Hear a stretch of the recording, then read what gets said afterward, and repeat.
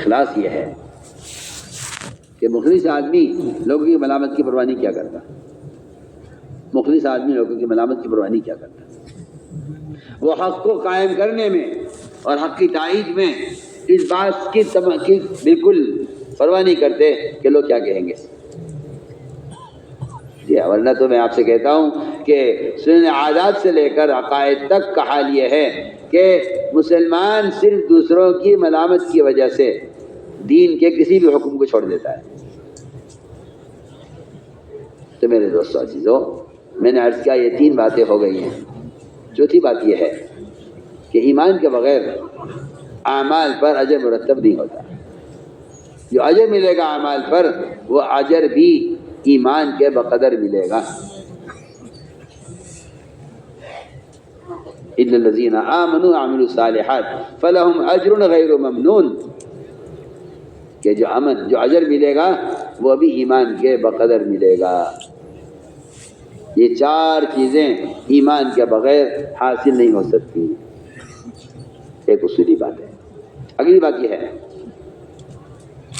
یہ ہے کہ ایمان دعوت کے بغیر نہ اس کی تکمیل ہوتی ہے، نہ اس کے اندر قوت پیدا ہوتی ہے۔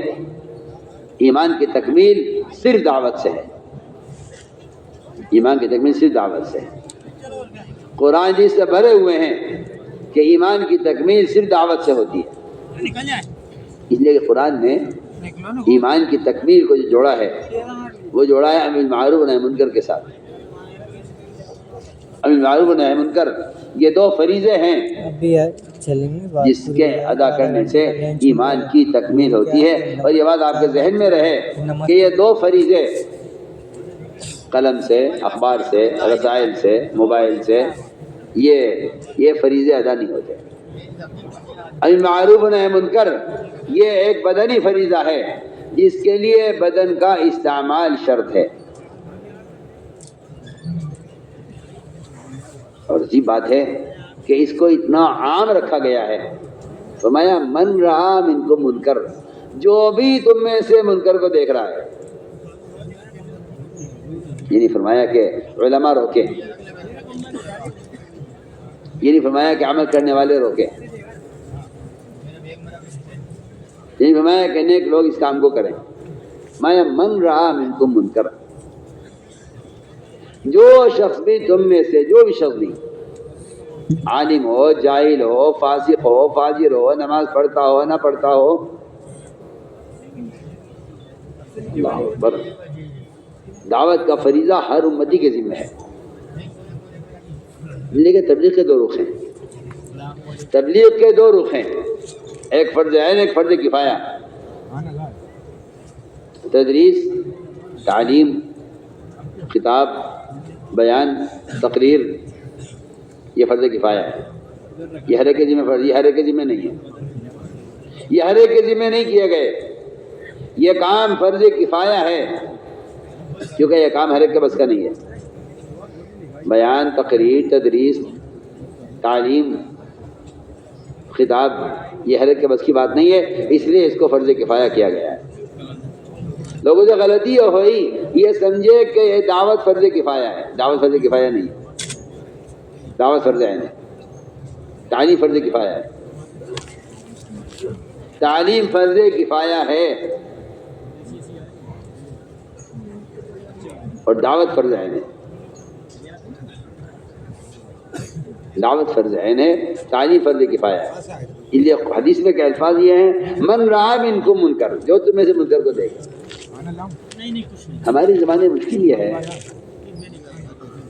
کہ جو آدمی خود عمل نہیں کر رہا ہے وہ اپنے آپ کو دعوت دینے کا اہل نہیں سمجھتا۔ یا لوگ یہاں تک کہہ جاتے ہیں کہ پہلے آپ خود عمل کریں پھر دعوت دیں، پہلے آپ خود عمل کریں پھر دعوت دیں، جبکہ لکھا ہے مفسرین میں کہ جو آدمی خود عمل نہیں کر رہا ہے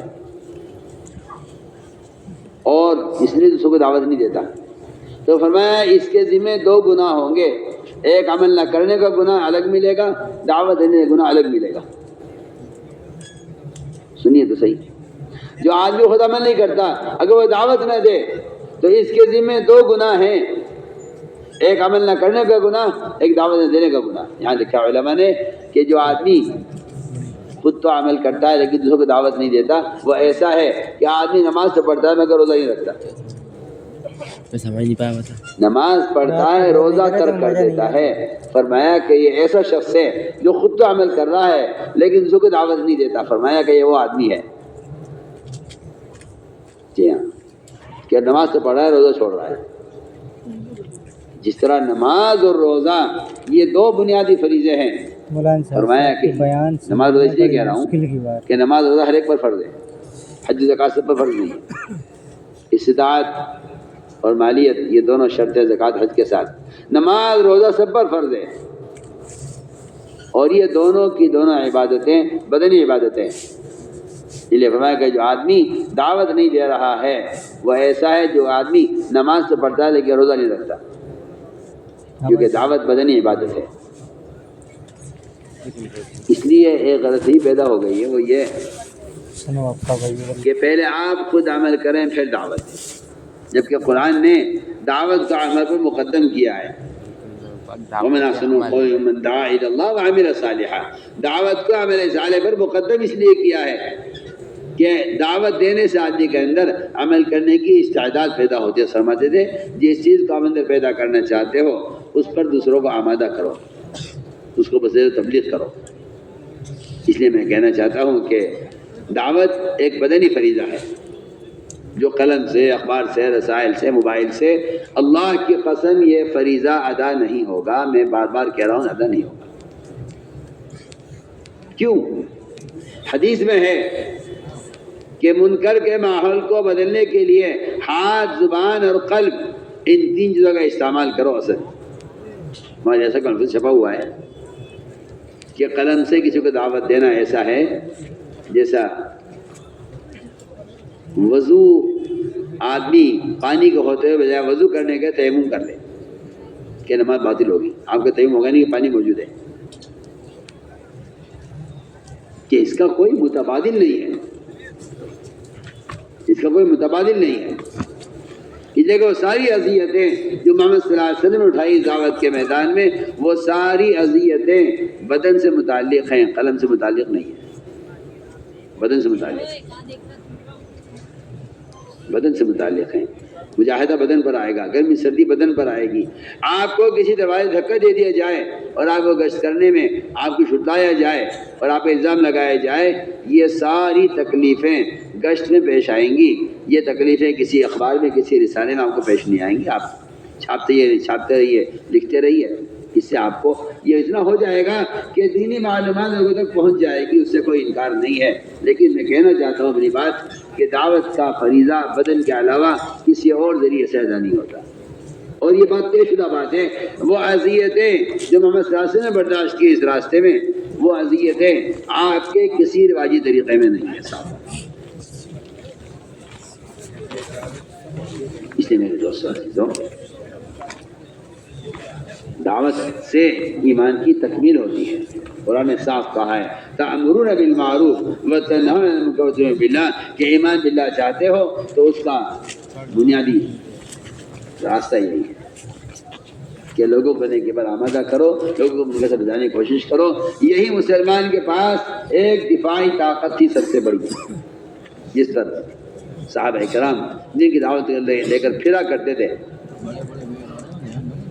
اللہ تعالیٰ نے اس امت کی جو مدد کی ہے رعب کے ذریعے، وہ رعب اللہ نے تین چیزوں میں رکھا ہے: امت کی اجتماعیت میں، اتباع سنت میں، اور دعوت اللہ میں۔ ان تین چیزوں میں وہ رعب رکھا گیا ہے جس رعب سے اللہ نے اس امت کی مدد کی ہے۔